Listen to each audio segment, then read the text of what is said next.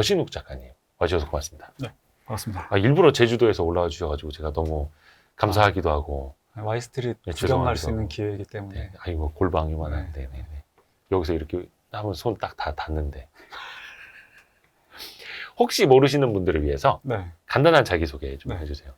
저는 제주도 서귀포에서 네, 서귀포에서 새벽에는 글을 쓰고 낮에는 아기를 보고 밤늦게 이렇게 자기 전에 휴대폰을 꺼내서 주식을 공부하면서 네, 소소하게 네. 살아가고 있는 개인 투자자이자 기회가 되면 이제 책을 쓰는 네네네. 작가로 활동을 하고 있습니다.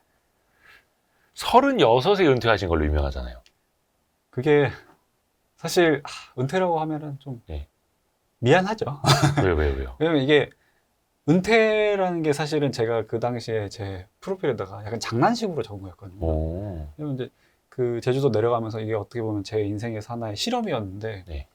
이거를 뭐라고 소개할지를 몰라서 뭐 이제 원천적인 의미에서는 흔히 이야기하는 갭 이어라고 하잖아요. 안식년처럼 이렇게 간 거였거든요. 근데 그거를 약간 36에 무리하게 은퇴해서 서귀포에 살고 있습니다. 이런 식으로 제 소개를 넣었는데 그때 당시에 이제 그 출판사에서 연락이 오셨을 때 그 타이틀에 네. 약간 이제 재미를 느끼셔가지고 그 제목으로 책을 이제 내주셨고 그러다 보니까 그게 약간 은퇴 대명사 이렇게 돼가지고 그쵸, 파이어족. 네. 한동안 유행했던 그 파이어족. 네. 그래서 예전에 그 파이어족을 다루는 그 유튜브 채널에서도 조회수가 엄청 많이 나와가지고 네. 저는 거기서 처음 뵀었거든요. 그래서 막 부럽다, 엄청 부럽다 막 이러고 있었는데. 근데 그 제주도 환경에서. 네. 근데 네. 은퇴라기보다는 네. 이제 조금 더 자유로운 일을 하고 계시는. 네. 그렇게 보면 되겠네요.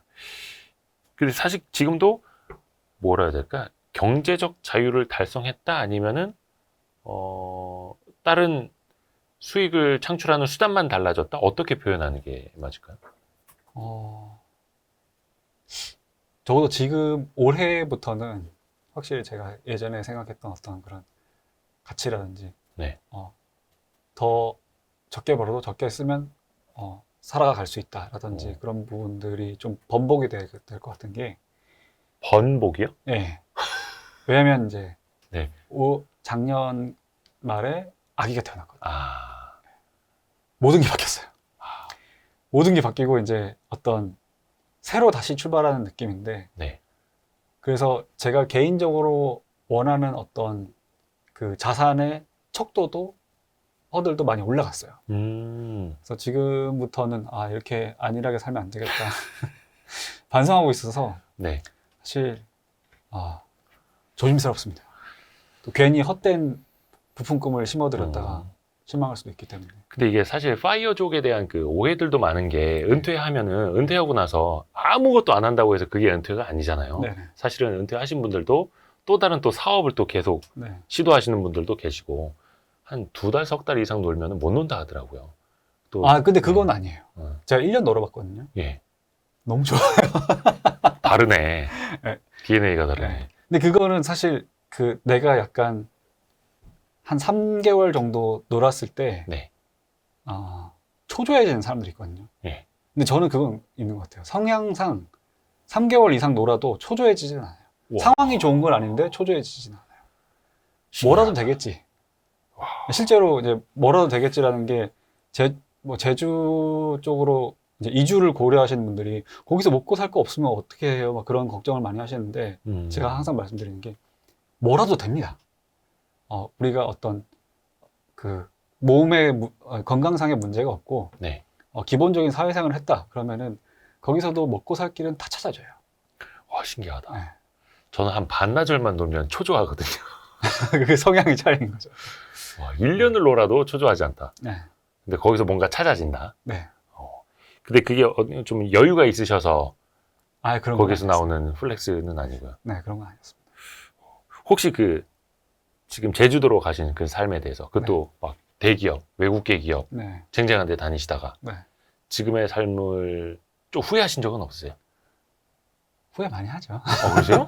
많이 하는데 만약에 그 당시 시간으로 돌아갔을 때 네. 그럼 그 선택을 바꿀 것이냐 그러면 그러진 않을 것 같아요. 다시 지금- 돌아가도 똑같은 네, 선택. 똑같은 선택을 했을 것 같아요. 왜냐면 애초에 제가 그 당시에 36쯤에 회사를 갑자기 이제 회사 생활을 멈추고 거기 가서 아무도 모르고 그런 상황에서 살아본다라고 한 거를 결정했던 이유가 만약에 한 80대가 되어서 네. 그 당시를 36을 돌이켜 봤을 때 살던 대로 똑같이 살래? 아니면 한 번도 해본 적이 없는 경험을 할래? 라고 물어봤다고 하면은 당연히 80대 때 그 당시를 돌아보면은 더 모험을 하는 쪽을 선택했을 것 같더라고요. 근데 그게 그러니까 은퇴의 개념이 아니라 또 다른 모험의 시작. 네네. 아, 그래서 뭐 지금 특히 이제 영상을 보고 계시는 직장인 분들이나 또는 직장인은 아니지만 굉장히 어떤 틀에 박혀 있는 삶을 오래 이어오다 보니까 자기의 삶의 방식에 대해서 매너리즘에 빠질 수도 있고 뭐 불만인 분들도 있을 수 있는데 네. 새로운 도전을 한다고 해서 굶어 죽는 거 아니에요. 네. 당연히 좀 힘들 때도 있을 거예요. 네. 근데 실제로 사람들이 그거를 못 견디는 이유는 자기 자신의 어떤 생존 능력의 문제가 아니라 다른 사람들의 시선을 사실은 별로 관심도 없는데 그 시선 자체가 두려워서 새로운 도전을 못하는 분들이 훨씬 많아요. 근데 이제 처음에 알려진 게 여신욱 작가님이 제주도로 갔을 때 이건 뭐 기사화도 많이 됐습니다만 네, 4억 원을 들고 네, 이제 직장을 그만두고 네, 제주도로 가셨다고. 네, 근데 이게 과연 가능한 일일까? 가는 거는 가능한데 네, 그 돈으로 생활, 주거, 네, 그다음에 투자 네, 이게 과연 가능할까? 이게 왜냐면 많은 분들은 이제 뭐 파이어족이 되려면 얼마를 모아야 되나요? 뭐 네. 몇십억, 뭐 금융자산은 얼마, 막 이런 계산들을 하시잖아요. 네. 물론 지금은 그거보다 훨씬 커졌겠습니다만.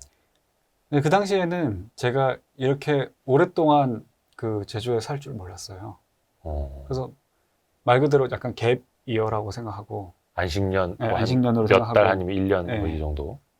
뭐 1년 놀다가 안 되면 회사 돌아가도 되니까 라고 생각하고 갔었는데 네, 약간의 계산이 있었어요. 네, 그 당시에 수도권에서 제가 이제 쓰는 주거비를 제주 쪽으로 전환시켰을 때 세이브된 비용이 한 25분의 1 정도 되더라고요. 세이브 되는 게, 그러니까 25분의 1만으로 살 수 있다. 주거비에 한해서. 주거비 하나서. 네. 훨씬 싸게 살 수 있으니까. 그러면은 거기서 세이브되는 돈이랑 아니 2분의 1도 아니고 25분의 1이에요? 네, 그 당시에 갭이 그 정도 있었어요. 와, 네, 그래서 그런 거랑 이제 약간 엑셀로 좀 두드려 봤죠. 내가 이런 데서 들어온 돈, 이런 데서 들어온 돈 했을 때 어느 정도 현금 흐름이 만들어지는지 해봤을 때 한 1년 정도는 놀고 먹어도 내 인생을 돌이킬 수 없는 그런 문제가 생기진 않겠구나 라고 생각을 해서 갔었죠. 그러고 나서 뭐 거기서도 또 아까 말씀드렸지만 뭐 새로운 방법들도 찾아지고 이제 하다 보니까 그리고 이제 중간에 코로나가 터지면서 제주도를 벗어나지 않는 게 더 안전하겠구나 뭐 그런 것도 있다 보니까 또 3년 지나가 버리고 그러다 보니까 이제 여기까지 온 거죠. 근데 어찌됐든 간에 제주도에서 꾸준히 글도 쓰시고 책도 내시고 강연도 하시고 네. 또 디자인 네. 일도 종종 하시고 네. 예. 그 최준철 대표님 책처럼 그런 거 좀 이렇게 주든가요? 뭐 이렇게. 그게 네. 이게 참 최 대표님 때 죄송합니다. 이런 거 여쭤봐가지고. 네. 궁금하시니까. 궁금합니다. 네. 솔직히. 네. 최 대표님이 정말 이제 네. 확실히 대인배신 게 예. 최 대표님 책에 그림을 그려드리고 받은 돈이 예. 왜? 제가 낸 책의 한 권의 인쇄보다 많아요. 진짜. 네. 왜냐면 와. 제 책이 그렇게 많이 팔린 게 아니기 때문에 그래서 확실히 이게 거인의 어깨에 올라타야 되는구나. 근데 보니까 사포가 그 그림도 많이 들어갔더라고요. 네. 와. 많이 최준실 대표님 혹시 또 다른 거 필요하시면 저도 책에 어떻게 뭐라도 좀. 그림은 제가 더 잘 그릴 거니까 너무 이제 거인의 어깨를 서로 차지하려는. 야. 혹시 누구나 로망이 있어요. 네. 제주도에 사는 삶. 네. 거기서 되게 여유롭게 바다도 자주 나가고. 실제로 제주도의 삶은 어때요? 이게 뭐 한 사나흘 뭐 4박 5일 뭐 일주일 이렇게 놀러 가는 거랑 차원이 다를 텐데. 그쵸, 많이 다르죠. 현실. 현실은 그러니까 현실적인 부분이 힘든 건 똑같아요. 뭐 예를 들어서 뭐 어떻게 돈 벌어야 될지도 고민해야 될 거고, 뭐 거기서도 다른 사람이랑 뭐 트러블이 생길 수도 있을 거고, 그러니까 내부적으로 뭐 가족 간의 갈등도 있을 수 있고, 그런 거는 어디에 살든 똑같은 것 같은데, 그런 삶의 고민이 있을 때 제주도에서는 이제 새파란 하늘 아래 한라산을 등지고 할 수 있다는 거? 그 정도 차이? 네, 그래서 좀 제주로 이주해왔던, 이게 그 육지에 살다가 제주에 이주하신 분들이 보면 공통적으로 하시는 말씀이, 네. 뭐 사는 건 똑같은데 스트레스는 좀 덜 받는다. 그런 얘기 많이 하시는 것 같아요. 확실히 좀 더 여유가 있죠. 마음의 여유. 네, 마음의 여유가 있어요. 또 빨리 좀 치유도 되고. 네. 근데 이제 그게 좀 어느 정도 사람 성향에 따라서 단점으로 작용할 수도 있는 게, 저 같은 경우에도 그런 걸 좀 느끼는 게, 그렇게 제주도에서 마음 편하게 살다가 서울에 오면은 되게 빨리 바뀌어 있어요. 뭐가 바뀌어 있어요? 어떻게? 모든 게. 그러니까 세상이 바뀌어 있어요. 아, 세상이 바뀌어 네. 있다고? 약간 그 시골지와 서울지 그런 동화처럼, 제가 어느 순간 서울에 잠깐 이제 야, 책 홍보하러 올라왔는데 보니까 서울이 다른 도시가 돼 있는 거예요. 그런 좀 경우 빠르죠, 많이 느꼈어요. 빠르죠. 네. 못 보던 건물도 막 네. 올라가 있고. 여의도도 마찬가지. 여의도도 네. 한동안 이렇게 위를 안 쳐다보고 이렇게 맨날 땅만 보고 걸어 다니다가 딱 보면 막 여의도 근처 이따시만한 건물 올라가 있고. 네. 아, 그러네. 시골지와 서울지 확 와닿습니다. 네. 그 바다를 자주 보면 좋죠. 네. 댁에서 혹시 바다가 보이나요? 아, 그럼요. 아, 이건 부럽다. 제주도 가고 싶다. 이게 솔직히 이 제주도라는 그 주식 투자하고 큰 돈 버신 분들이랑 네. 그분들은 제주도 좀 왔다 갔다 하는 삶을 사시는 분들이 꽤 계시더라고요. 네. 거기다 세컨하우스 넣고 한두 달 있다가 올라오시고 겨울을 제주도에서 보내고. 제일 부럽습니다. 아, 뭐 그냥 싸니까 사는 거죠. 그래도 제주도인데. 좀 주식 투자 이야기 해볼까요? 네. 주식 투자를 처음 시작하신 건 언제쯤이었어요? 처음 시작은 사실 여의도에서 했었어요. 몇 년도예요? 2014년도. 여의도에서 어떻게요? 왜냐면 그때 제 직장이 여의도에 있었거든요. 현대카드 때문에. 금융회사, 현대카드. 네. 그냥 재테크로, 원래는 제가 재테크 공부를 시작했던 게 부동산이었어요. 네. 그래서 부동산 경매를 특히 책 보면서 이제 공부를 하고 학원 다니고 했었는데, 그 당시에는 제가 돈이 별로 없어서 부동산 경매 투자 자체를 시작을 할 수가 없었어요. 2014년이면 뭐 사회생활 시작한 지 얼마 안 됐을 때. 그쵸, 한 뭐 대리급 정도? 그때쯤이었는데, 이제 제가 원래 모아놓은 돈이 별로 없었어가지고, 그러니까 부동산 자체를 시도를 못 하는데, 그때 보니까 그 부동산 경매 쪽에서 알게 된 분들이나 분들 보니까 주식 투자도 곧잘 하시더라고요. 주식은 어떤 건지 한번 보자. 그랬는데, 지금 생각하면 되게 재밌는 게, 부동산 경매의 본질이 시세보다 싸게 낙찰받는 거잖아요. 네. 근데 그 컨셉을 처음에 배웠다 보니까 주식 투자에서도 시세보다 싸게 살 수 있는 방법을 고민하게 됐고, 자연스럽게 이제 가치 투자라는 철학에 끌리게 된 거죠. 그래서 저는 이제 버릴 경험은 없다고 생각하는 게, 비록 제가 부동산 자체를 투자를 못했지만 거기서 배웠던 게 주식 투자에서 적용이 되면서 나름 여기서도 돈을 더 벌 수 있는 어떤 기회가 됐던 것 같아요. 뭔가 좀 싸게 사는 걸. 네, 싸게. 부동산 경매 때 배운 거를. 네, 지금도 그러면은 싸게 사는 걸 가장 중시하십니까? 네, 제일 중요하다고 생각해요. 근데 2014년부터 바로 뭔가 잘 되셨었나요? 뭔가 주린이 시절 네. 또 있었을 텐데요. 당연히 뭐 처음에 시작할 때는 주린이인데. 네. 엄청 잘한 것 같지는 않은데, 사실 왜냐면 워낙에 쟁쟁한 투자분들이 많으니까 제가 막 압도적으로 잘했다 이런 건 아닌데, 저는 이제 2015년 2년 차 때 그 딱 한 번 그 해에 손실을 난 적이 있었는데, 그 해 외에는 손실 난 해는 없었어요. 그래요? 네. 2018년인가? 아마 그때도 이제 미중 무역 갈등 심해지고 그럴 때도. 그때도 이제 많이는 못 벌었지만 이제 벌기는 벌었고, 작년에도 벌기는 벌었고. 잠깐 이제 그 혹시나 화면 보시는 분들 중에 좀 궁금해하실 것 같아가지고, 저 팔에 저기 벌레가 묻어가지고. 안 지워지네요. 안 지워지네요.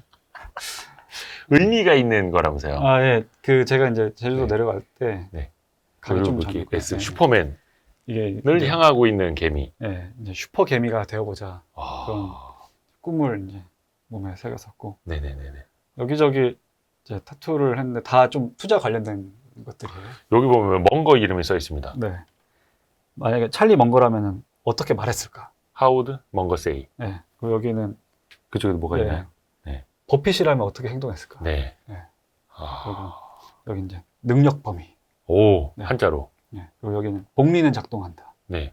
그다음에 여기 만초선 겸수익.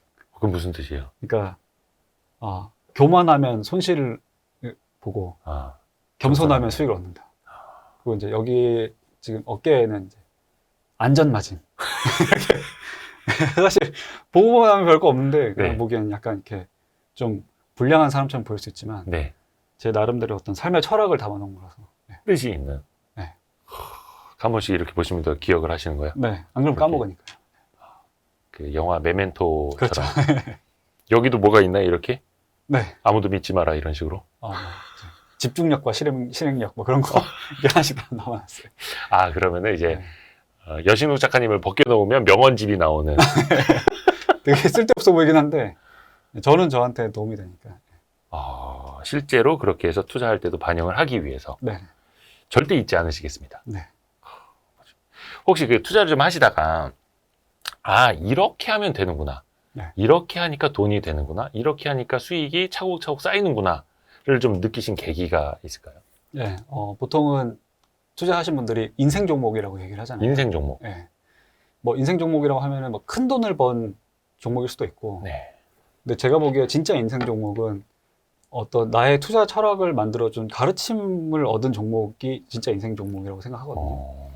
그런 의미에서 저한테 제일 큰 영향을 끼친 종목이 파라다이스인데 오. 다른 데서도 얘기를 가끔 한 적은 있었어요. 네.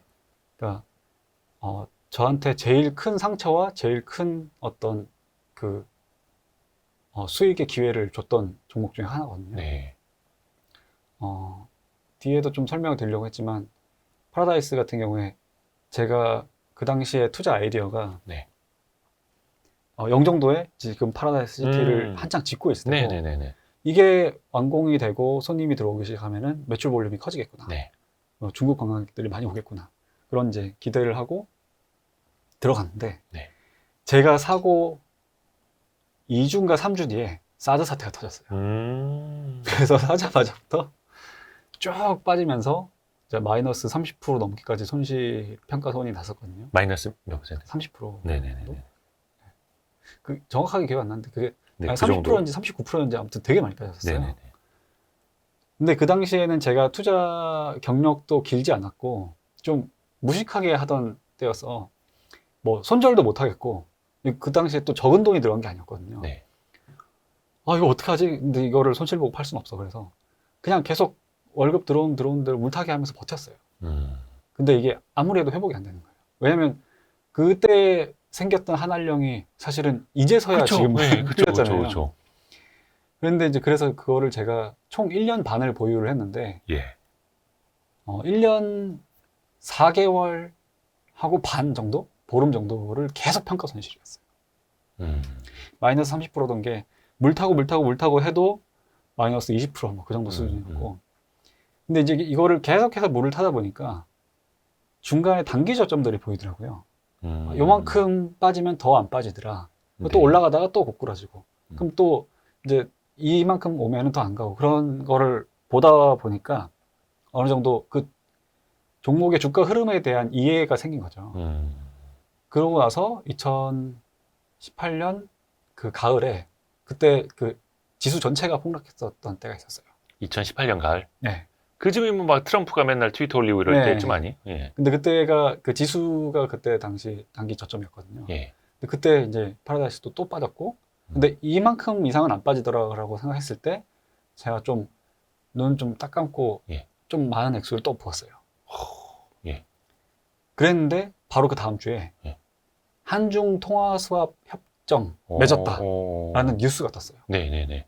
근데 사실 그 뒤로 한알령 풀어준 적은 없어요. 그죠? 근데 그 뉴스만 가지고 사람들이 기대감으로 중국 관련주들을 다 올린 거예요.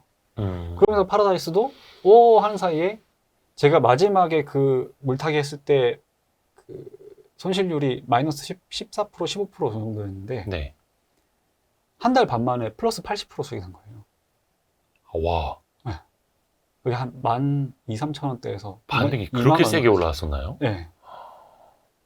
그래서 그냥 운 좋게 예. 그때 80% 수익 내고 나왔어요. 이야. 그때 이제 제가 깨달은 거 하나가 네. 이제 장기적으로 보유하다 보면은 운빨로라도 오른다. 아, 그걸 배운 거죠. 아하. 네. 그래서 그 뒤로 좀 장기 투자 성향의 그 투자를 많이 했었어요. 이게 사실 실력보다 더 센 게 네. 아무도 못 이기는 게 운이라고. 그쵸. 셋복. 네. 셋복은 아무도 못 이긴다고. 그러니까요. 야. 근데 이게 사실 뭔가 좋은 투자 방법이나 좋은 투자 철학이라고 하긴 좀 그렇지 않나요?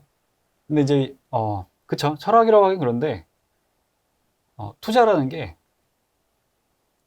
철학만으로 뭔가를 하기에는 운이 너무 많이 작용하는 것 같아요. 아, 그 말은 네.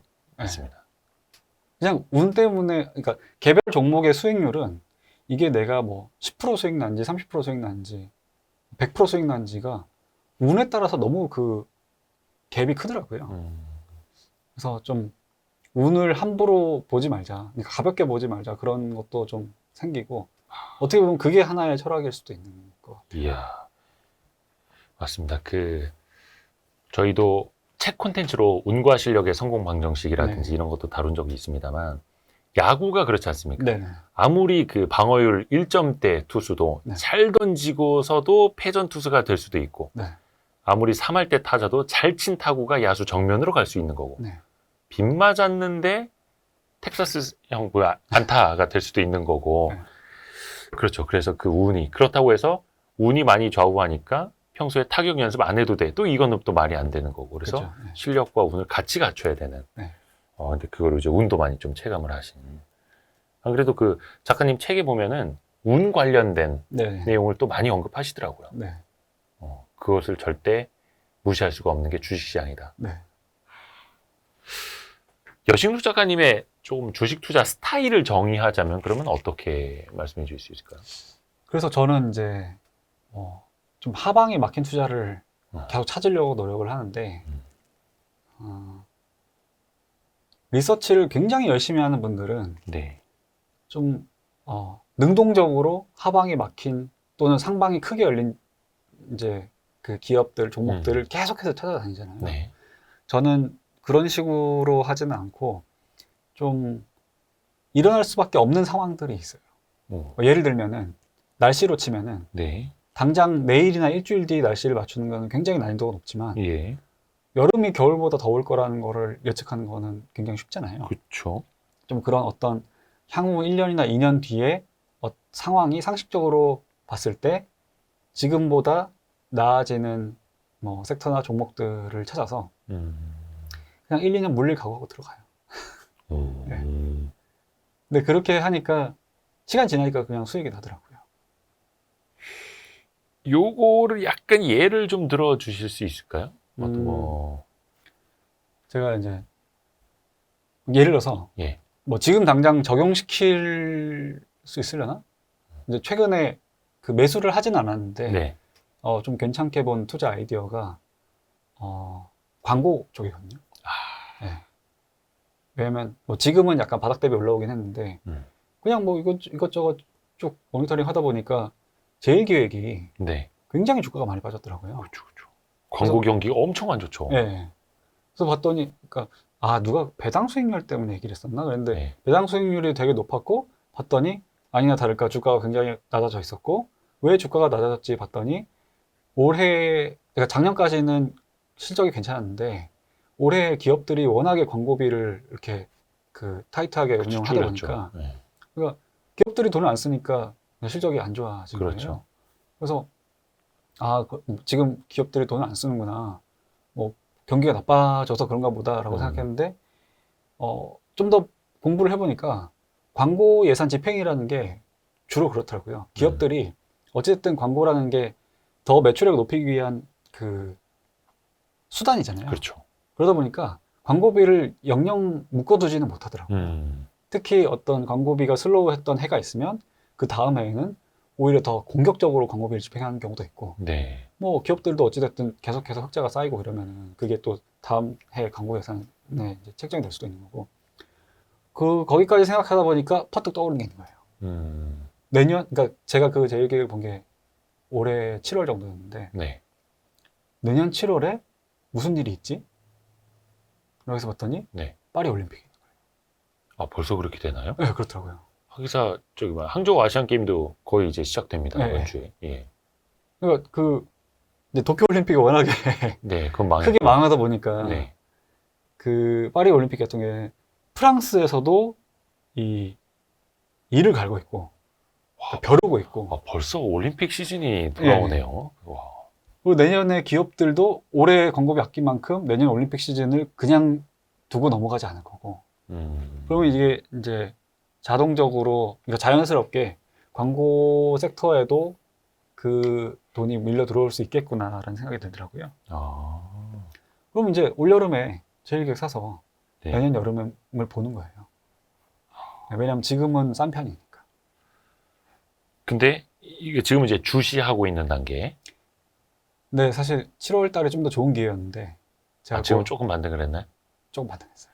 근데 여기서 이게 사람은 디테일이 떠오를 때 또 괴로워집니다. 네. 누구나 정확히 바닥을 잡고 싶어 하잖아요. 네. 더 싸게 사고 싶어 하고, 네. 약간 반등이 나오면 그때 샀어야 되는데, 근데 샀는데 조금 더 물리면 좀 더 이따 살 걸. 네. 아무리 1년을 보고 2년을 본다 하더라도 네. 그거는 인간 본성상 다 마찬가지 아닐까요? 맞아요. 어떠세요? 그래서 저는 예전에는 그냥 좋아지는 게 있으면은 분할 매수했었어요. 조금 올랐을 때도 사고 좀 빠졌을 때도 사고 이러다 보면은 어찌됐든 내년 여름은 지금 겨울보다는 따뜻할 거니까 라고 생각하고, 그게 뭐 10%, 15% 수익이 됐건 40% 수익이 됐건 이 정도 레인지에서 수익은 줄 거다라고 생각하고 했었는데, 작년을 기점으로 조금 투자 스타일이 바뀌었어요. 지금은 만에 하나 이런 관심 종목들이 매수 기회를 안 주고 날아간다 그러면은 네. 저랑 인연이 아닌 거고, 근데 어찌됐든 최고의 매수 가격이 올 때까지 함부로 돈을 쓰지 않는다. 요즘은 약간 그런 스탠스로 바뀌었어요. 본인이 기다리는 가격이 네. 올 때까지. 네. 그러니까 못 잡아도 상관없다. 이건 어차피 나랑 인연이 아닌 거고, 네네. 약간 좀 넓은 마음으로. 네네. 그러다 날아가면 되게 마음 아픈데. 마음은 아프죠. 예. 네. 근데 왜냐면 이제 인간은 그 손실 회피 네. 본능 같은 게 있어서, 네. 내가 샀다가 좀 팔았는데 날아가거나, 네. 그렇죠? 샀는데 물려버리거나 이러면은 그 고통이 이루 말할 수 없잖아요. 특히 그쵸. 날아갔을 때, 네. 없는데 날아갔을 때. 근데 그거는 아예 그냥 어느 정도는 인정을 하고 네. 초월을 해버려야 되는 거네요. 왜냐면 그거를 인정하지 않을 수가 없는 게, 네. 절대적으로 모든 걸 아는 주식 투자자는 단 한 명도 없기 때문에 그런 아쉬운 놓친 종목이나 뭐 아쉬운 놓친 기회 같은 건 앞으로도 무수히 많이 찾아올 거거든요. 네. 심지어 워런 버핏도 내가 아마존을 사지 않은 실수였다고 네. 했나? 뭐 마이크로소프트를 사지 않은 실수였다고 얘기를 하는데, 앞으로 계속해서 그런 아쉬움은 찾아올 건데 매번 그 아쉬움이 나를 괴롭히도록 놔두면은 그거는 투자자로서 자격이 없는 거라고 생각해요. 그러니까 얼마든지 예를 들어서 프로 선수들이, 뭐 아까 야구에도 비유를 하셨지만 야구 선수들이 완승을 하는 팀은 없잖아요. 그쵸. 질 때도 있고, 하지만 졌다고 해서 그걸 가지고 마음 상해하면서 다음 경기에 영향 주지 않고 그냥 털고 다시 경기를 위한 훈련을 계속 하잖아요. 투자자도 좀 그런 스탠스로 자기의 이제 태도를 정립을 해야 되는 것 같아요. 그러니까 사실 타자는 3할 타자만 해도 엄청나게 좋은 실력의 선수고, 그렇죠. 야구팀도 한 6할 정도만 승률 네. 해도 항상 리그 상위 올라갈 수 있는 팀이 되는 건데, 그렇죠. 사실 투자를 하다 보면은 모든 걸 다 맞추고 싶고, 모든 걸 다 정점에 팔고 저점에 사고 막 이러고 싶어가지고, 혹시 뭐 목표 수익률이라든지 이런 걸 좀 생각하시는 거 있어요? 물론 다 막 100%, 200% 내면 좋겠습니다만. 네. 저는 이제 목표 수익률을 좀 낮게 잡았어요. 낮게라는 게 워낙에 잘하는 분들이 많으니까 제 입장에서는 좀 험불하게 하는 건데, 저는 일단 20% 정도 수익률을 목표로 하고 있어요. 연 20% 복리. 네. 그거 엄청난 거죠. 그렇죠. 네. 사실 이게 연 20%를 목표로 하고 있습니다라고 하면은 어떤 분들이 되게 좀 비웃으세요. 네. 근데 이게 중요한 건 꾸준하다라는 거잖아요. 뭐 한 50% 냈다가 마이너스 30% 이러면 또 안 되는 거고. 딱 그 정도 목표로 하시는 뭐 이유는 따로 있을까요? 그 이상 목표를 잡았더니 예. 무리수를 두더라고요. 아, 그러면 어떤 일이 벌어지면 사실 뭐 그런 케이스 많아요. 매해 막 압도적인 수익률 내다가 예. 한 해 삐끗해가지고 한 40% 손실 내버리는 거예요. 아, 그러면은 그게 공든탑이 무너져 버리니까 그렇죠. 다시 올라가는데도 엄청 힘들어지고 그래서 예전에 선진장님도 그 얘기 한번 그러니까 네. 개인적으로 만났을 때 그 얘기 하신 적이 있었거든요. 그러니까 막 뭐, 사실 그 얘기를 선진장님이 얘기하신 게 좀 웃기긴 한데 네네. 워낙 수익률 좋은 분이시니까 네. 그냥 뭐 큰 수익 안 내도 손실 나는 해 없이 꾸준하게 가면은 나중에 보면 자산이 꽤 커져 있다 그런 얘기를 하시더라고요. 그런 걸 되도록이면 이제 좀 몸으로 실천하려고 하고 있어요. 아, 꾸준히 하는 거 사실 꾸준히 하는 게 제일 중요한데 제일 어렵죠. 네. 혹시 그러면 좀 매일매일 시황을 보시거나 예. 단타를 좀 하시거나 이런 건 없어요? 소질이 없습니다. 소질이 단타를 없어요. 안 하는 건 아니에요. 예. 그냥 장기적으로 보려고 산 종목이 운 좋게 빨리 오르면은 좀 단타 수익으로 바로 나올 때도 있고, 네. 제가 좀 의도적으로 단타를 하려고 했을 때는 결과가 좋았던 적이 별로 없었어요. 아, 제일 최근 같은 경우에는 2차전지 인버스 아이디어로 네. 그 코스닥 인버스를 산 적이 있었어요. 아, 단타로 보고. 네네네. 근데 그때 당시에 논리는 그거였어요. 4월 달에 그 미국, 유럽, 중국 파생만기 일자 기준으로 해서 2차 전지가 그 전에도 꽤 많이 오르다가 한번 크게 조정받았었거든요. 네. 근데 그 조정 다 거치고 나서 더 많이 올랐던 거예요. 그렇죠. 그래서 거의 7월 초까지. 그쵸. 근데 그게 7월 초쯤에 제가 그 생각을 했어요. 이게 뭔가 7월 달 파생만기 시즌에도 이게 약간 감이었던 거죠. 뭔가 좀 쎄한 거예요. 그 지금 오르는 폭이라는 게 여기에 대해서 어떤 시세 차익을 노리고 싶은 사람도 많을 거고, 그러니까 네. 이게 어느 정도 수익 실현을 하고 싶은 분도 있을 거고, 파생 만기 다가오면 또 변곡점이 생기는 경우도 있었고, 이미 3개월 전에 또 그런 일이 있었고 하다 보니까, 그러면 굉장히 단기 자금이라도, 네. 인버스로 잡아놓으면 어느 정도 해지를 할 수 있겠구나, 라고 생각을 해서, 근데 그 당시에는 2차전지 쪽 인버스 옵션이 없었기 때문에, 네.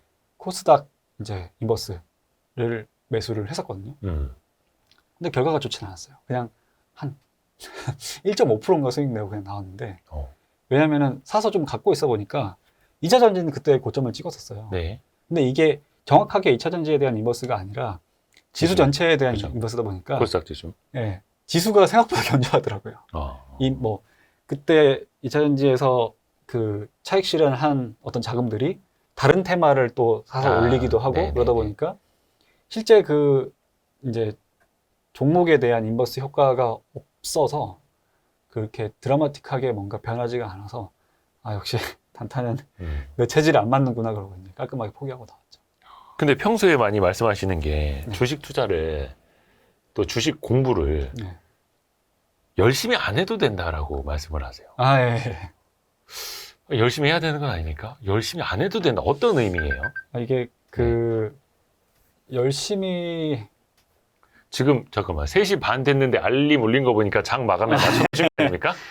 이게 물 마시라는 알람인데 죄송해요 제가 이게. 물 마신 시간이 정해져 있어요? 네, 물을 워낙에 안 마셔서 시간 정해놓고 마셔요. 와 대박. 아니 안 그래도 저희 옆에 이제 물이 있는데 네, 지금 마셔야겠네. 보통 이렇게 대담하고 방송하면은 입이 많이 타거든요. 저는 물을 이만큼 거의 한 통을 다 마시는데 녹화 하나 하면서 네. 물을 거의 안 드시는 스타일.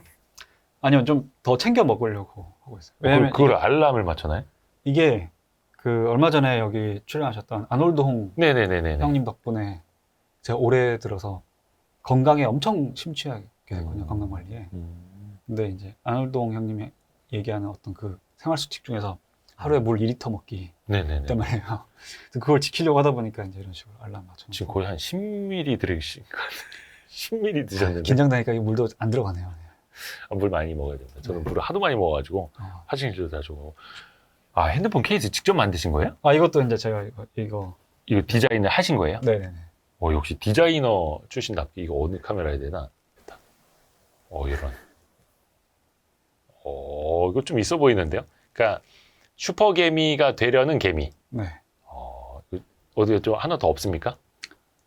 만들어 드릴까요? 아니 이게 주문 제작이에요? 네, 커스텀이에요. 커스텀. 네, 그냥 제 로고 파일 보내면은 거기서 하나 만들어요. 아 그런 식으로. 우리 와이스트리트 채널 이거 아이덴티티도 하나. 어떻게 디자인 알바 하나 주시면. 야, 저희가 생각해 보겠습니다, 진짜. 네. 아니 근데 그러면 기업 분석이라든지 네. 이런 것도 열심히 안 하세요? 어떤 개념이에요, 좀 더? 이게 예, 당연히 열심히 하면 초과 수익이 나는 건 맞아요. 예, 근데 제가 좀 수많은 투자자분들을 뵙다 보니까 열심히도 되는 사람이 있고 안 되는 사람이 있어요. 예를 들어서 여기 출연하셨던 것 같은데 지시카페 겸손님? 할 말 많아. 네. 지시카페 겸손님을 네. 섭외를 하기로 약속을 다 했었거든요. 네.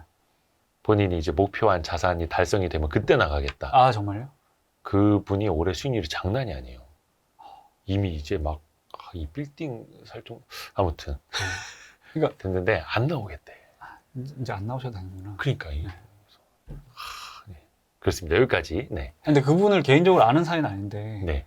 되게 우연한 기회에 그러니까 그 지시카페 겸손님의 지인이 제주도에 놀러 오셨다가 이제 저를 만나면서 그러니까 이제 뮤추얼 지인이었죠.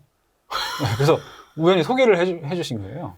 그 얼마 전에도 제주도 몇 번 왔다 갔다 네, 했다 하더라고요. 작년 여름인가에 제주도에서 한번 뵀었어요. 근데 이제 그 투자 기간에 비해서 되게 실력이 좋다는 얘기는 이미 들어 알고 되게 있어서 잘해요. 되게 잘해요. 여쭤봤어요. 예. 평소에 뭐 어떻게 하세요? 이렇게 여쭤봤는데 진짜로 24시간 동안 주식밖에 안 보시더라고요. 거의 미쳐 있어요. 네. 네. 그 이제 구체적인 루틴을 듣고 나서 제가 깨달았어요. 아 나는 죽었다 깨어나도 저렇게는 안 되겠구나. 맞아요. 송충이는 솔잎을 먹어야지. 아니 근데 그분이 좀 특이하죠. 네. 여기서 여기 앞에 있는 모 오피스텔에서 먹고 자고 하고 아 그래요? 집에도 안 가고. 네. 예. 근데 이제 그런 분들을 진짜 선수들을 보고 나니까 네.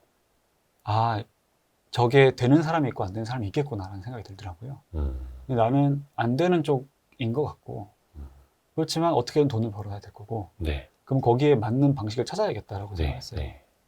근데 그러다 보니까 뭐 공부라고 하면은 뭐 공부는 많이 할수록 좋죠. 근데 소화될 수 있는 만큼 공부를 하되 주식은 결국에는 베팅 능력에 수익률이 달려 있더라고요. 그렇죠.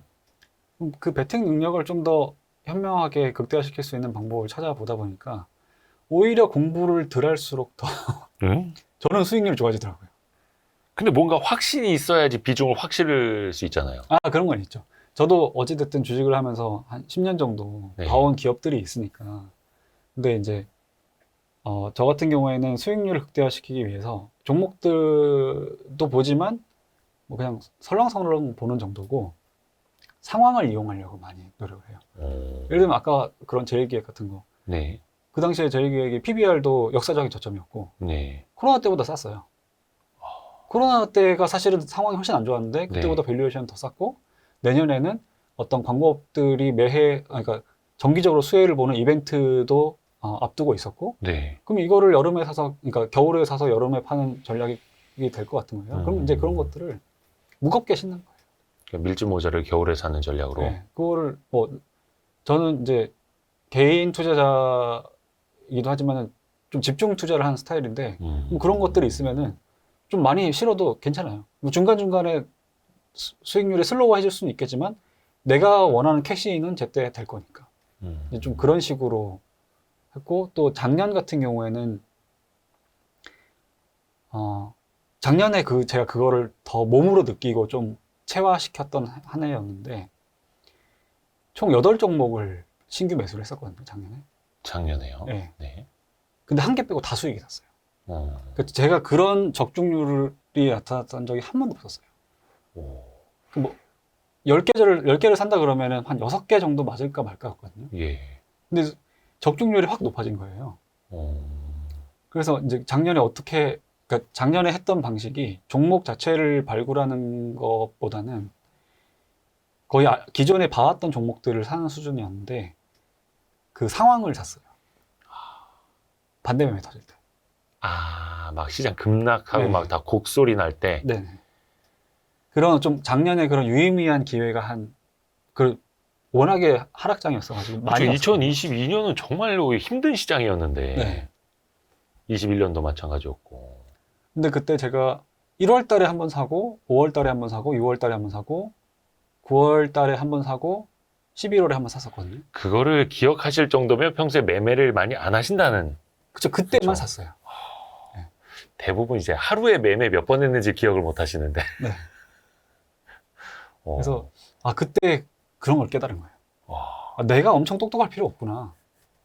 상황을 이용하자. 네, 상황을 이용하면 되는구나라는 거를 처음 배웠어요. 막 반대 매매 터지고 막 네. 곡소리 나고 급락하고 다들 도망갈 때. 네.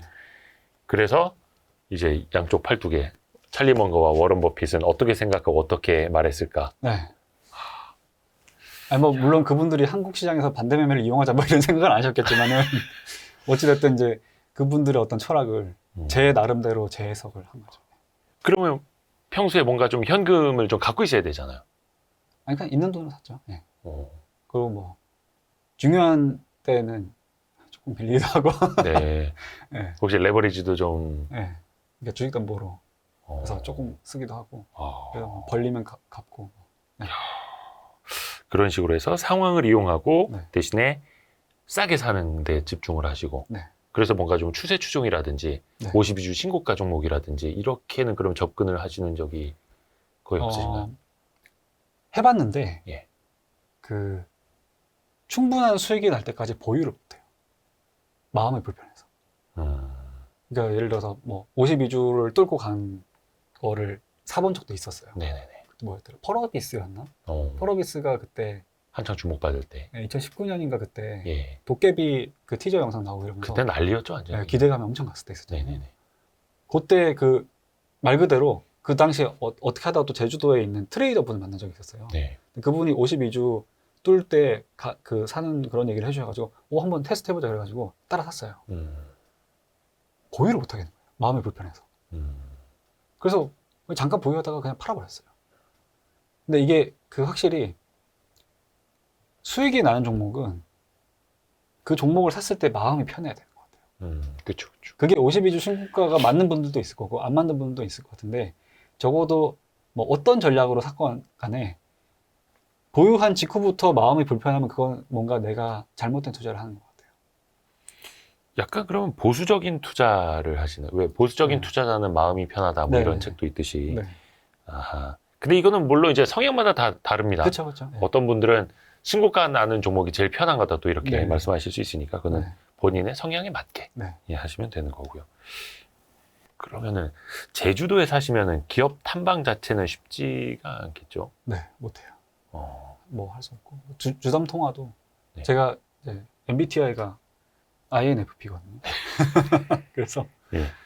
이 사람을 잘 못 대해요. 오. 네. 그러니까 낯선 어떤 네. 새로운 관계나. 네. 그래서 뭐 투자 초기에는 한 번씩 전화 통화 해봤는데 네. 그렇게 주눅들 수가 없더라고요. 아니 지금 여진욱 작가님의 어떤 책도 쓰시고 네.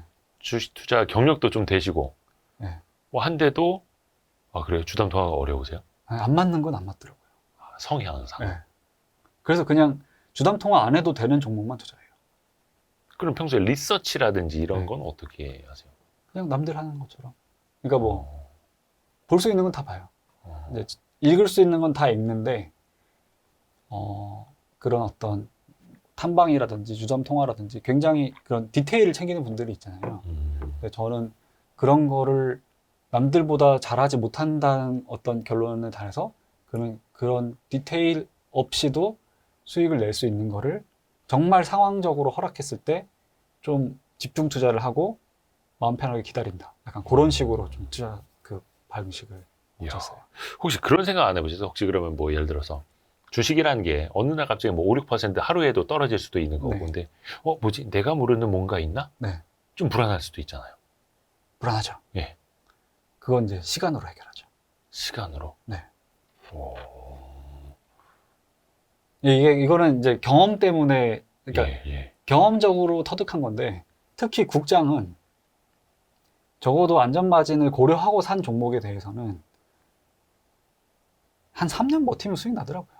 어. 그러니까 뭐 예를 들어서 뭐 2021년에 메타버스를 사셨다거나 2017년에 바이오를 사셨다거나 그런 거는 시간으로도 해결 안 되는 경우가 많았어요. 근데 적어도 내가 봤을 때 지금 굉장히 싸다라고 한 종목을 들어갔을 때 설령 어느 정도 물리더라도 한 3년 보유하면은 수익은 나더라. 네, 그게 아까 말씀드렸던 어떤 운이랑도 연결되는데 그냥 테마로 오르던 기업의 업황에 오르던 진짜 말 그대로 그 기간 사이에 확률적으로 좋은 사건이 일어날 수밖에 없어요. 물론 이제 그거는 산업과 기업에 대한 어떤 네, 기본적인 믿음과 네. 분석이 네. 깔려 있을 테고. 네, 논리가 그 틀리지 않았다는 한에서 더 늦게 올 수는 있을지언정 오기는 오더라고요. 근데 대부분 분들이 그래요. 그렇게 해서 좀 장기적으로 비자발적인 장기 투자를 하고 나서 네. 아, 내가 틀린 것 같아. 예. 뭔가 내가 잘못 생각한 게 있는 것 같아. 그리고 손절을 합니다. 그때부터 올라요. 근데 이게 그냥 단순히 운을 떠나서 그럴 수밖에 없는 게 대부분의 사람들의 어떤 심리적으로 견딜 수 있는 임계치가 있잖아요. 예. 근데 그 종목의 주가도 어떻게 보면 주가의 저점이 그런 어떤 군중의 임계치에 드러나는 경우가 있거든요.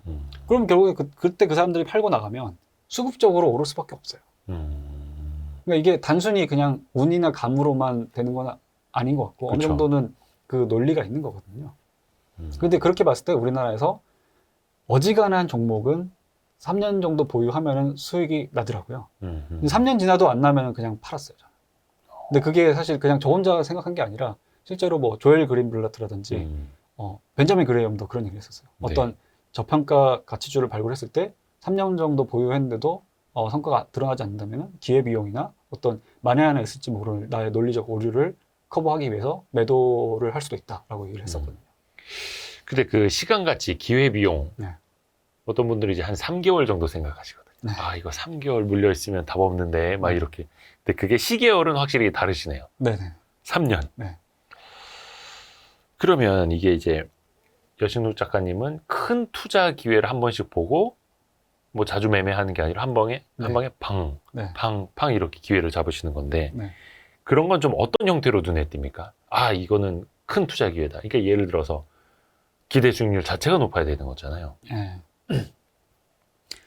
저는 기대 수익률은 아까도 말씀드렸지만은 제가 계산한 기대 수익률대로 가는 적이 거의 없더라고요. 그래서 그냥 하방이 확실히 막혀있는지는 일단 보고 상방이 그러니까 뭐 향후 최소 반년에서 2년 정도의 업황이 돌아올 가능성이 있는지를 보고 그다음에 기대 수익률은 그렇게 잡아요. 그냥 뭐 예를 들어서 쉽게 보면은 PBR 밴드로 봤을 때 네. 지금 저점인데 중단까지는 간다. 그러니까 그거는 확률적인 부분이죠. 네. 뭐 상단까지도 갈 수 있겠지만 나는 일단 중단까지만 생각한다. 이제 그렇게 봐서 기대 수익률을 봤을 때 뭐 예를 들어서 30% 이상, 40, 50% 이상이라고 하면은 일단은 들어가요. 그런 식으로 좀 쉽게 투자를 하는데 뭐 물론 이제 그렇게 하는 게 가능한 이유는 그동안 봐왔던 종목이라든지 특히 뭐 예전에 투자 이력이 있는 종목 같은 경우에는 팔로우업 하기가 쉽잖아요. 그렇죠. 익숙하니까. 네. 그래서 이제 그런 식으로 좀 아는 종목들은 그런 좀 과감하게 들어갈 수 있고 잘 모르는 종목의 경우에는 최대한 상황을 활용해서 반대 매매가 터졌을 때 그럴 때 좀 많이 사는 편이에요. 근데 그 하방은 막혀 있고 상방은 열려 있고 물론 이제 누구나 다들 이제 기대하는 바죠. 네. 근데 사실 하방 밑에 이제 지하실도 있고, 그런 경우도 있죠. 예, 신저가로 쭉쭉 밀릴 수도 있고. 네. 그럴 때는 어떻게 합니까? 그 하방의 기준은 또 어느 정도로 보는 거예요? 뭐 예를 들어서 뭐 PBR 0점 몇 배, 뭐 본인만의 기준, 아니면 뭐 전 저점, 뭐 여러 가지가 있잖아요. 네. 제가 최근에 자주 활용한 거는 예. 그냥 2020년 3월 19일을 봐요. 아, 네. 팬데믹의 저점. 네. 근데 되게 웃긴 게 사람들이 그 찾아보면 있거든요. 네. 그때보다 밸류에이션 상으로도 매력적인 기업들도 꽤 많아요. 물론 이제 그럴 만한 이유가 있는 경우가 그러니까 그럴 만한 이유가 있기 때문에 그렇지만은 사실 제일기획도 그렇게 본 거거든요. 이거 코로나 때만큼 안 좋네? 그리고 제가 올해 편입한 종목 하나도 그 코로나 때의 어떤 그 당시만큼이나 주가가 많이 빠져 있어서 산 종목도 있었거든요. 그 올해는 좀 그런 이유인 것 같아요. 아무래도 2차 전지라든지 AI 로봇 이런 쪽으로 그 좀 먼저 큰 쏠려서. 테마를 형성한 주도주에 워낙에 수급이 많이 쏠려 있다 보니까 그런 빈집들이 꽤 있거든요.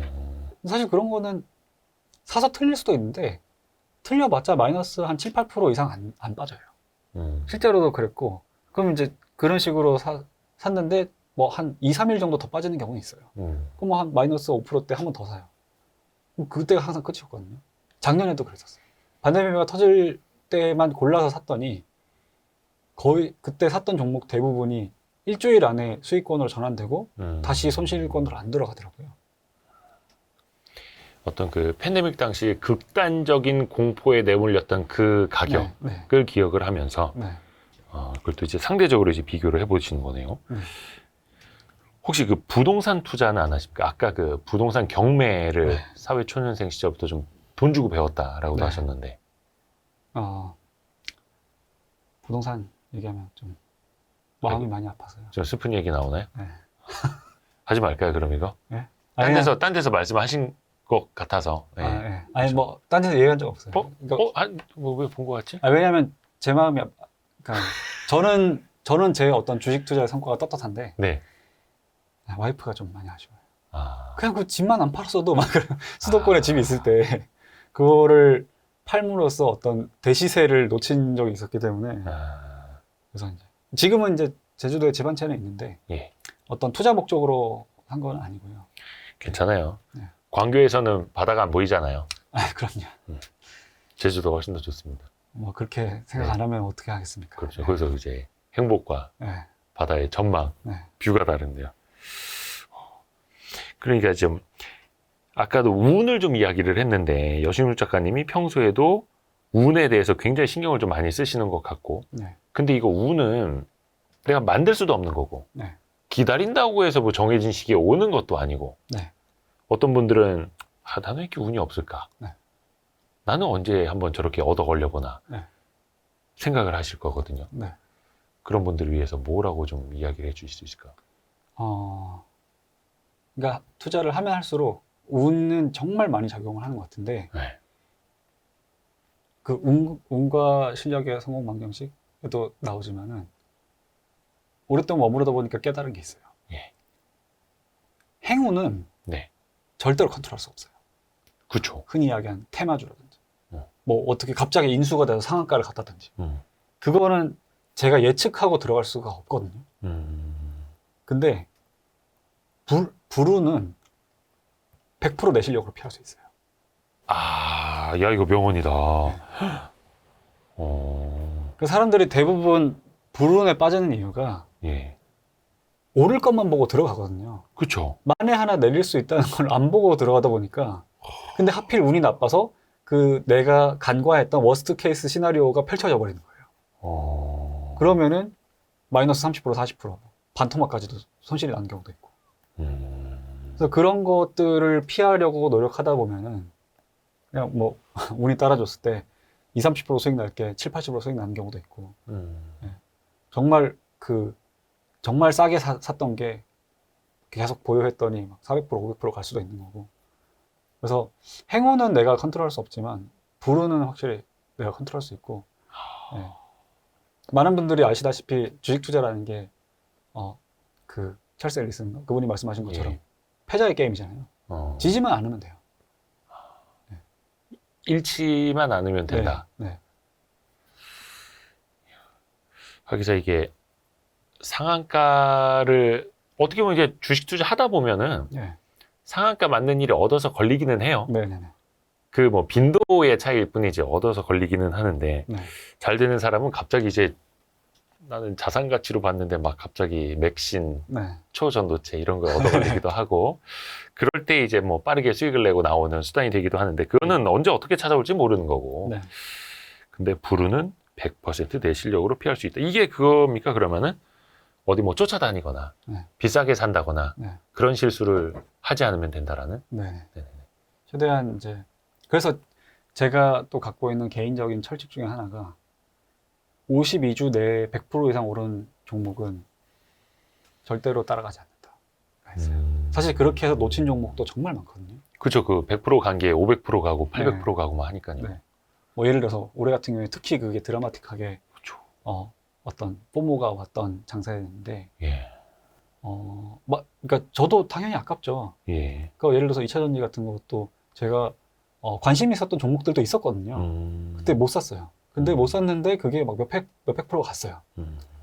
당연히 마음이 아프죠. 근데 제가 제 원칙을 깨고 그거를 추격 매수를 했다면은 설령 그걸로 수익을 냈다고 하더라도 다음 투자에서 또 원칙을 어기게 될 거고 그 원칙을 어기는 케이스가 늘어나면은 불운을 맞을 확률이 생기거든요. 이야, 이거네요, 진짜. 네.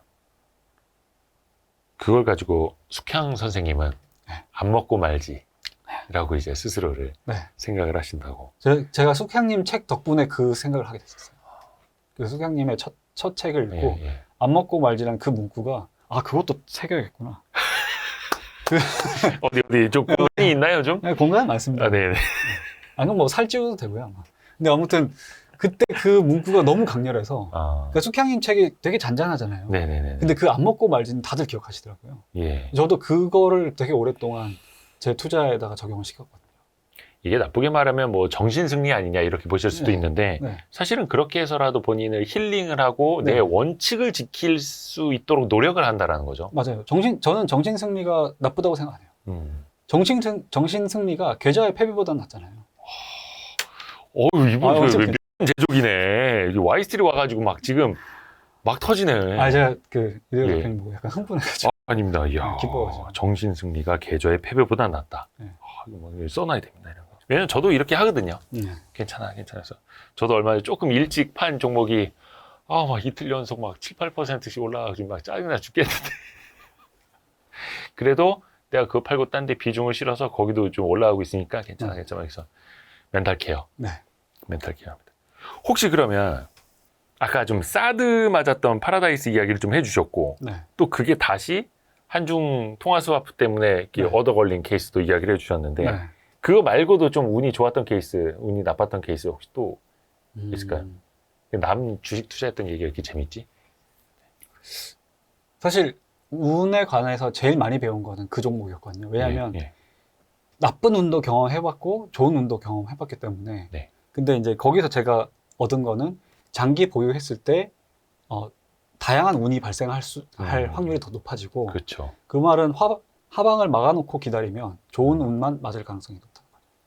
그래서 그런 부분에서 좀 많이 배웠고 나쁜 운 그러니까 계속해서 그런 스탠스로 투자를 해왔기 때문에 운이 나빠서 크게 손실 본 적은 별로 없었어요. 운이 나빠서 네. 어떤 좀 별로 없다. 뭐 수익을 못 낸 경우는 많죠. 예를 들면 제가 올해 들어서 제일 아쉬웠던 게 예. 작년 말에 그렇게 사서 적중했던 종목 중에 하나가 LS 전선 아시아가 있었거든요. 근데 걔 같은 경우에는 너무너무 쌌어요. 네네네. 그랬는데 3분기 실적이 괜찮게 나왔는데 네. 제가 기대한 것보다 시장에서 반응을 안 해줘가지고 그냥 팔고 나왔거든요. 근데 네. 걔가 올해 초전도체 테마로 그걸로도 좀 엮였죠. 어마어마하게 올랐더라고요. 네. 그러니까 그거예요. 보유를 했으면 그 행운을 누릴 수가 있었을 텐데 보유를 안 하다 보니까 행운을 놓친 거예요. 그래서 그런 부분에서 좀 아쉬웠고, 근데 운이 나빠서 손실을 본 거는 많진 않아요. 지금 뭐 생각해보면은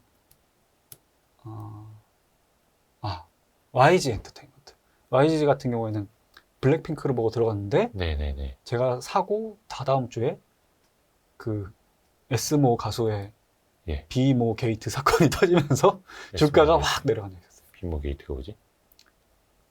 그 예전에? 네, 예전에 2019년이었나? 그 한창 저기 네. 예, 안 좋은 일 있을 때. 그러니까 그런 나쁜 기억은 그 정도밖에 없어요. 그 이후로는 그런 나쁜, 왜 엄마가 으슥한 골목 있으면 가지 말라 그러잖아요. 안 갔었어요. 그래서 별로 나쁜 일을 겪은 적은 별로 없었어요. 그래서 그거는 이제 피할 수 있다. 네. 좋습니다. 사실 이게 본인도 모르는 사이에 그 회사에서 뭐 횡령이 발생할 수도 있는 거고, 공장에 불이 날 수도 있는 거고, 어디 뭐 전쟁이 날 수도 있는 거고, 그 모든 가능성이 다 열려 있기에 주식 투자죠. 예, 그래서 이제 위험 자산이기도 하는 거고요. 예전에 그 실패를 극복하는 주식 투자, 이 책이 가장 최근 책이었죠. 네. 이거는 본인 이야기. 네, 거기에 제가 중간에 한 챕터에다가 실수의 유형을 좀 뽑아놨어요. 네. 이제 거기에 이제 케이스 스터디로 제가 겪었던 이제 뼈 아픈 사례들을 이렇게 넣기도 했거든요. 네네네. 근데 이제 뭐 간략하게 설명드리면 한 5개 정도 케이스, 그 실수의 유형이 있는데, 네. 첫 번째는 추격 매수. 음. 제가 절대로 하지 않는 그 100% 이상 올랐을 때는 따라가지 않는다. 음. 그러니까, 워낙에 우리나라 장세가 셀론도 많고, 그다음에 차익 실현에 대한 욕구도 우리나라 사람들이 아무래도 성질이 급하다 보니까 네. 훨씬 많거든요. 그래서 많이 오른 것들은 그냥 차익 실현을 위해서라도 빠진 경우가 많아요. 네. 그래서 너무 많이 오른 것들은 섣불리 추격 매수하지 않아야 하는데 그냥 오르는 그 속도만 보고 따라 샀다가 물리는 분들도 많고, 그다음에 어떤 투자의 펀더멘탈한 부분을 안 찾아보는 경우가 많은데, 대표적인 게 밸류에이션을 하지 않는다든지 그 엑시트 플랜을 미리 이제 생각을 안 한다든지, 뭐 아니면은 이제 그런 투자 아이디어를 구체적으로 세워놓지 않는다든지 뭐 그런 것들도 있고, 그리고 이제 마지막으로 그 모든 걸 할 줄 아는데 그냥 욕심 때문에 사는 경우가 있어요. 이거 왠지 좀 괜찮을 것 같은데 단타 한번 들어가 볼까?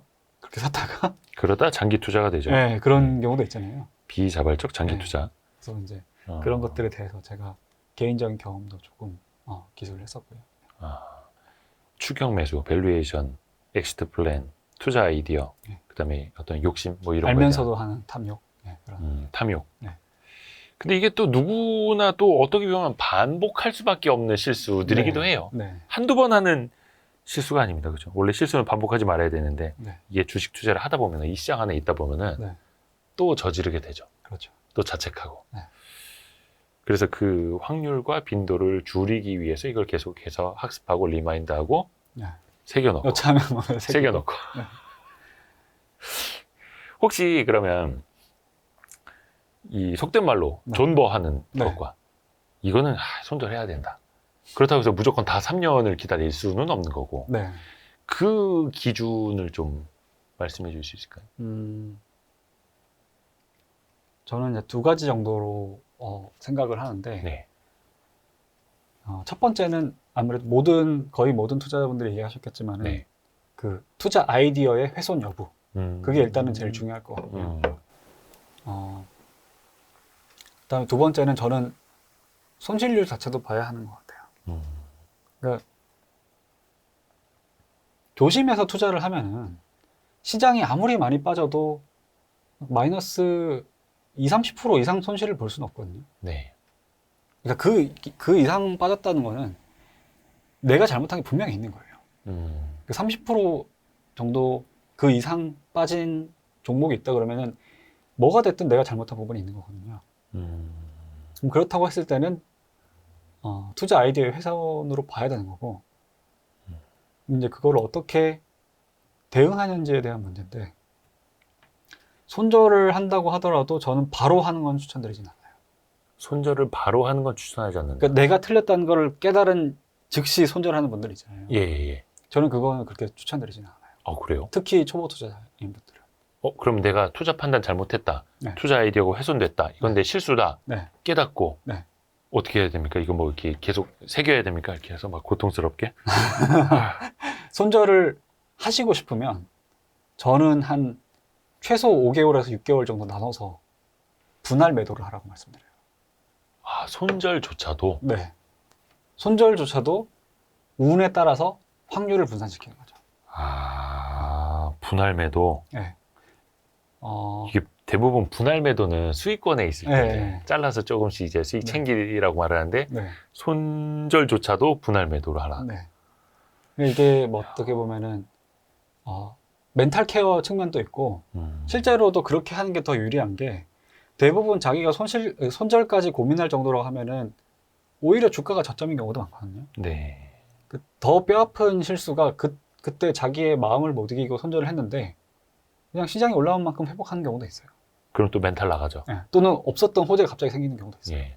이제 그런 것들이 발생할 수 있는 확률을 껴안은 채로 매도를 하라는 거죠. 그래서 뭐 예를 들어서 내가 100만 원을 샀는데 물렸어. 그러니까 100만 원이 남았는데 이거를 손절을 해야 돼. 그러면 그거를 한 번에 100만 원을 통째로 팔아버리면은 딱 5분만 기분이 좋아요. 그쵸. 그 뒤엔 남는 게 아무것도 없어요. 약간의 후련함과 네, 시원함 네. 정도. 그냥 그 후련함과 시원함을 즐기기 위해서 꼭 무슨 도파민 분비되는 거 맛보려고 엄청 달고 몸에 안 좋은 탕후루 먹는 것처럼 그냥 그렇게 그 기분 좋음을 위해서 네. 손절을 해버리는 거예요. 근데 그렇게 하는 것보다는 좀 더 시간을 분산해서 뭐 예를 들어서 뭐 20만 원씩 해서 5번 5개월에 걸쳐서 매도를 한다든지 네. 그렇게 하면 중간에 주가가 회복될 수도 있고 뭐 만에 하나 수익권으로 매도하는 분량도 생길 수 있고 그런 어떤 좀 확률적으로 더 많은 것들을 포용하면서 매도를 해야지 투자할 때 더 좋은 것 같습니다. 손절조차도 분할 매도를 하라. 운에 따라서 이것도 달라질 수 있는 거고, 그렇죠? 네. 맞습니다, 맞습니다. 근데 이제 손절은 대부분 승질나서 한 방에 네, 시장가로. 그렇죠. 저만 그럽니까? 아까 그 광고 쪽 이야기 좀 해주셨는데 네, 정말로 이제 하방이 막혀 있는. 이제 사실 찬바람 불면서 사람들이 내년은 과연 어떤 주식들이 좋을까? 네, 슬슬 또 생각을 해야 되는 타이밍입니다. 네. 시간을 되돌릴 수만 있다면 2023년 초로 돌아간다면 뭐 네. 로봇 AI에 몰빵을 하겠습니다만 앞으로를 봐야 되지 않습니까? 네. 혹시 어느 쪽을 조금 이렇게 눈여겨보고 계세요? 저는 좀 시계열을 나눠놓고 보는데 네. 뭐 예를 들어서 그런 올림픽처럼 음. 누구나 알고 있는 이벤트 드리븐으로 좀 음. 투자 아이디어를 세우는 경우도 있고 또 지금 뭐 개인적으로 보유하고 있는 섹터는 반도체랑 조선이거든요. 예. 네. 왜냐하면 반도체는 더 나빠질 부분이 없다는 이유에서 네. 내년에는 올해보다 좋을 가능성이 높고 음. 조선 같은 경우에는 이미 답이 정해져 있어요. 수주를 다 받아놨기 때문에. 네. 그러니까 지금 수주 잔고를 봤을 때 앞으로 최소 3년은 팔 이유가 없어요. 그러니까 지금 팔아야 할 이유는 없어요. 기보유자라고 하면. 왜냐하면 그 3년 사이에 실적은 점진적으로 좋아질 거고 주가의 흐름은 우리가 어떤 운의 영역으로 예측할 수 없지만 그 향후에 3년간의 수주 잔고를 소진할 때 운빨로 오르는 일이 분명히 생길 거거든요. 뭐 쇼커버링으로 오르던 아니면 그냥 갑자기 개미들이 뭐 조선주 아저씨가 나타나가지고 또 엄청나게 좋아질 수도 있고요. 다들 지금 어떤 아저씨들을 많이 네, 기다립니다. 네. 예. 그러니까 그런 것들 때문에 수익의 기회가 확률적으로 올 가능성이 굉장히 높은 섹터여서 그 보유를 하고 있고 그 외에 그러니까 그게 이제 반도체나 조선 같은 경우는 향후 1년에서 2년 정도를 보유한다고 가정하고 이제 그 관심 있게 보는 섹터고요. 좀 더 길게 보면은 길게 보고 갈 섹터도 있는 것 같아요. 뭐 대표적인 게 건설이라든지. 네. 사실 지금 상황으로 보면은 건설은 뭐 최악 중에 네. 최악이니까. 그 건설은 영원히 투자하면 안 될 것 같은 섹터잖아요. 네. 근데 뭐 쥐구멍에도 볕들 있고 네네네. 무엇보다도 지금 뭐 예를 들어서 수많은 건설사에 있는 임직원분들이 네. 열심히 노력하고 있거든요, 지금도. 음. 그럼 그게 어떻게든 상황이 좋아지도록 최대한 아이디어를 짜낼 거라는 거죠. 네. 그리고 그러다 보면은 더 이상 이제 지금 가격으로 공사 못 하겠어. 그래서 공사비가 올라간다. 그러면 어떤 판가 상승이랑 유사한 효과를 누릴 수도 있을 거고. 근데 그게 얼마 만에 올지를 모르니까 제 그 경험주의적 측면에서 한 3년 정도 보면은 그 사이에 좋아질 일이 분명히 한 번은 있을 것이다. 라고 보고 있고요. 네. 그리고 개인적으로 올해 투자한 종목 중에 하나는 항공기 제작 관련된 기업이에요. 국내 아니면 해외요? 국내. 국내요? 네. 네. 너무 소형주라서 그리고 제가 그런 식으로 저는 이제 그 하락이 터질 때 사서 지금 이제 소소하게 수익을 낸 상태에서 기다리고 있어서 뭔가 추천드리기는 좀 애매하고 근데 이제 항공기 같은 경우에도 어떤 될 수밖에 없는 상황을 생각을 한 거거든요. 지금 아시다시피 한 3년 만에 비행기 타시는 분들이 얼마나 많아요. 네. 그리고 사실은 항공기도 조선 쪽이랑 조금 비슷한데 소비재가 아니라 자본재거든요. 항공기라는 네. 기체는. 그쵸. 그러다 보니까 자본재 사이클이 있고 그 개의 어떤 이용 연한이 있는데 항공기가 교체 사이클이 이미 지났어요. 왜냐면 제가 2019년에 기사에서 항공기 교체 사이클이 온다는 기사를 읽었던 기억이 있거든요. 네. 근데 그게 코로나 때문에 3년 정도 그 이연이 됐고, 지금부터 항공기 교체 수요가 굉장히 많아지고 있는데, 이제 거기에 수혜를 입을 수 있는 항공기 제조회사들이 되게 재정적으로 어려워져 있거든요. 아, 거기서 살아남을 수 있으면은 괜찮겠구나 싶어서 이제 소액 이제 그 관심 갖고 산 종목도 있고요. 발을 좀 담그고 있는. 발을 좀 담았죠. 이것도 다 역발상이 많네요. 예. 어떻게 보면 건설도 역발상이죠. 그렇고 예. 반도체도 그렇고. 예. 그러면은 좀 앞으로의 이제 계획이나 네. 뭐 좀 투자 계획도 네. 좀 있다면 좀 말씀을 해주세요. 음, 이제 책도 집필하고 계시다고 했고. 네. 그래서 그거 언제쯤 나와요? 그게 한 9월 말 정도. 얼마 안 남았네요. 네. 지금 근데 제가 저희가 만든- 9월 19일에 찍고 있는데. 예. 네. 제가 만들고 있는 거여서 네네네. 확실히 그때 나올 수 있을지도 모르겠어요. 이게 그래서 지금 올해 들어서 제 첫 번째 도전이 1인 출판이거든요. 그 전에는 출판사랑 계약을 맺고 책을 썼었는데 네.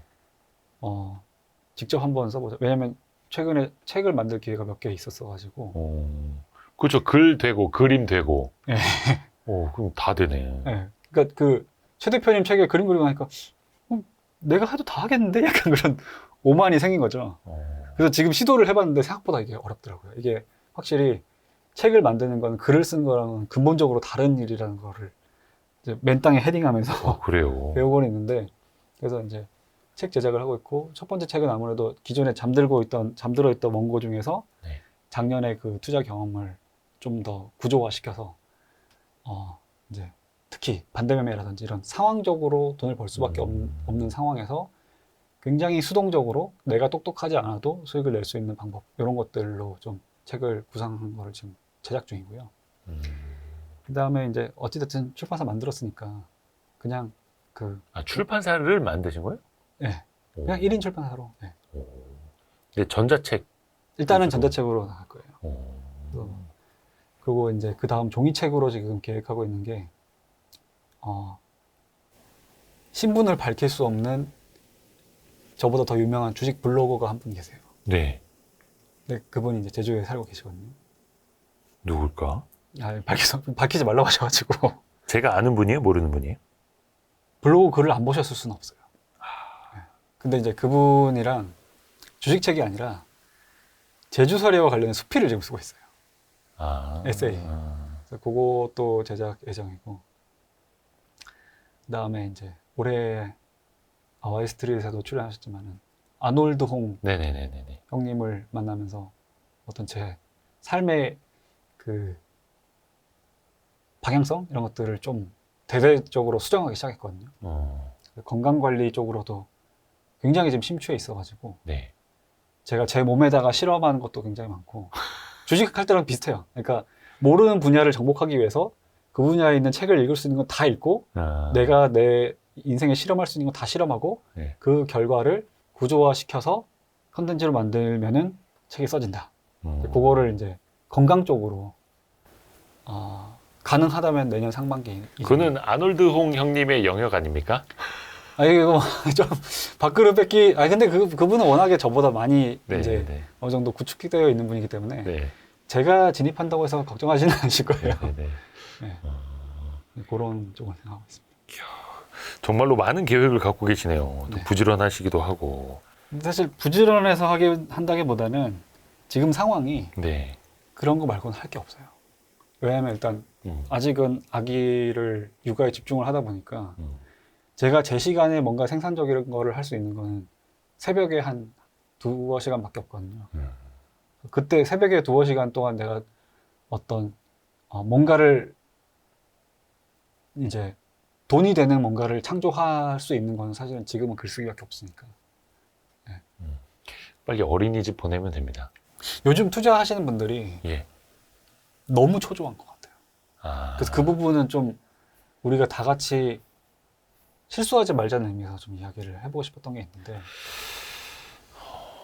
근데 다들 급해요. 네. 또 여기가 빨리 돈 벌 것 같고 네. 하루에도 막 돈이 움직이는 게 보이고 다 하다 보니까 네. 그걸 어떻게 해야 될까요? 그러니까 제가 건강 공부를 하면서 네. 느낀 건데, 왜 올해 그 건강, 특히 뇌 건강 쪽에서 되게 중요했던 키워드가 도파민이거든요. 네네네네. 그러니까 뭐 도파민 네이션이나 도둑맞은 집중력이나 이런 책들이 베스트셀러가 되기도 하고 도파민 분비에 대한 얘기를 다 하고 있어요. 근데 주식 투자자들이 그쪽을 주식 투자랑 아직 연결을 짓지는 않더라고요. 사실 그 도파민이라는 어떤 보상 호르몬이 먹을 거에만, 그러니까 뭐 먹을 거나 건강 쪽에서만 영향을 끼치는 건 아니거든요. 우리의 뇌의 구조 자체에 영향을 끼치고 그게 투자에도 악영향을 끼칠 수가 있는데 네. 그런 부분에서 요즘 어떤 주식 투자의 트렌드에서 약간 우려되는 점이 하나 있는 게 예를 들어서 뭐 아까 마라탕에 탕후루 얘기도 했지만은 그게 안 좋다는 얘기가 요새 좀 나오고 있잖아요. 네. 마라탕의 어떤 매운 맛이나 탕후루의 아주 단맛이나 이게 둘 다 도파민을 과도하게 분비시키고 그에 따라서 그거를 더 갈구하게 되고 중독이 되고 그러면서 어떤 뇌 구조 자체를 나쁘게 구성함으로써 우리의 어떤 전반적인 인생의 퍼포먼스를 떨어뜨릴 수가 있는데 네. 투자에서도 되게 비슷해요. 사람들이 투자 공부를 한다고 그러면은 정보를 머리에 집어넣는 것만 공부라고 생각을 하거든요. 네. 근데 그 정보 자체가 우리의 뇌에 어떤 영향을 끼치는지도 생각을 해봐야 된다는 거죠. 예를 들어서 제가 한 5, 6년 전만 해도 주식 공부할 때 블로그를 되게 많이 읽었어요. 예. 다른 뛰어난 개인 투자자들이 쓰는 글이나 아니면 뭐 애널리스트 리포트 같은 것들도 그렇고 네. 뭔가 최소한 자리 잡고 최소 10분에서 30분 이상 읽어야 하는 자료들 위주로 공부를 했었거든요. 뭐 사업 보고서 그렇죠. 네. 네. 요즘 다들 텔레그램만 봐요. 그렇죠. 텔레그램에서 한 줄, 두 줄짜리 뉴스 링크, 뭐 애널리스트 리포트 같은 거 이제 링크 그러면 이제 거기서 요약본 그 하이라이트 쳐진 것만 읽는다든지. 그래서 하루에 막 수백 수천 개의 정보를 보거든요. 근데 그 수백 수천 개가 다 돈 버는 기회는 아니에요. 네. 사실 투자에서 수익은 정보가 아니라 생각에서 나오는 거잖아요. 네. 모든 정보는 이미 오픈돼 있고 우리나라에 있는 계좌가 그 500만 개라 그랬나요? 그 사람들이 다 600만. 네. 600만 넘었나요? 아니요. 네. 뭐지? 아니, 주식 투자 인구만 지금 1,400만이 넘었으니까. 그래요? 네. 네. 근데 이 사람들이 다 똑같은 정보를 보고 있는데 그럼 그 똑같은 정보를 본다고 해서 다 성과가 똑같은 게 아니잖아요. 네.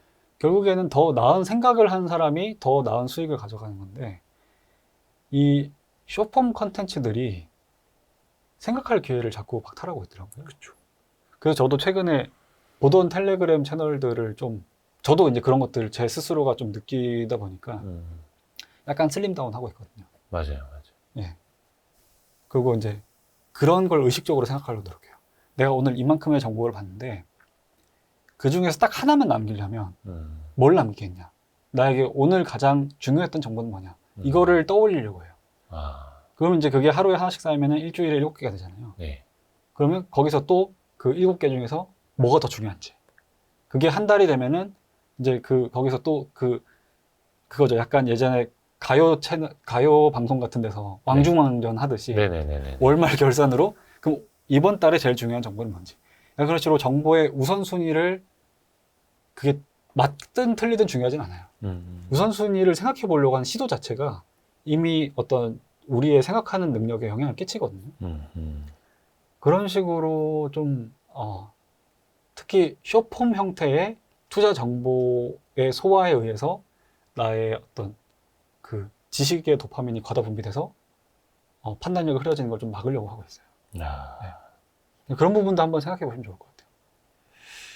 사실 그렇죠. 요즘에 워낙 숏폼의 시대다 보니까 영상도 그렇고 정보 텍스트도 그렇고 더 짧게 호흡이 짧아지고 사실 그게 물론 장점도 있습니다만 뭔가 좀 투자의 호흡을 길게 가져가는 데 있어서 어떤 게 더 도움이 될 거냐는 이제 본인이 좀 판단을 하시고 본인이 좀 기준을 세워야겠죠. 그래서 다른 사람들의 의견만 듣는 게 아니라 사실들을 나열해 놓고 내가 거기에서 나의 의견도 좀 만들어 볼 줄 아는 그런 것도 좀 해보셔야 되겠고. 그래서 되게 아이러니한 게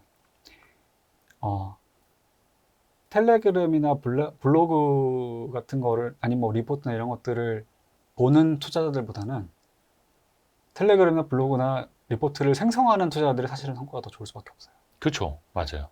그 정보의 재가공을 위해서 생각을 하게 되잖아요. 맞아요. 사실 그 생각하는 힘에서 이제 투자 성과가 나오는 거고. 그래서 본인이 또 직접 또 한번 만들어보고 글도 써보고 네. 정립도 해보고 네. 와이스트리도 출연하고. 네. 그쵸. 저는 사실 여기 나와서 무슨 말을 하는지 모르겠지만 막 떠들면서 제가 어떤 생각을 정리하는 부분도 분명히 있고. 맞아요. 네. 그래서 말을 하면서 본인의 생각도 정립이 되고 한 번 더 리마인드가 되고 네. 명언도 나오고. 영어는 나오고. 아, 오늘 너무 감사드립니다. 작가님. 아닙니다. 고맙습니다. 불러주셔서 감사합니다. 아유, 감사합니다. 감사합니다. 감사합니다. 감사합니다. 고맙습니다.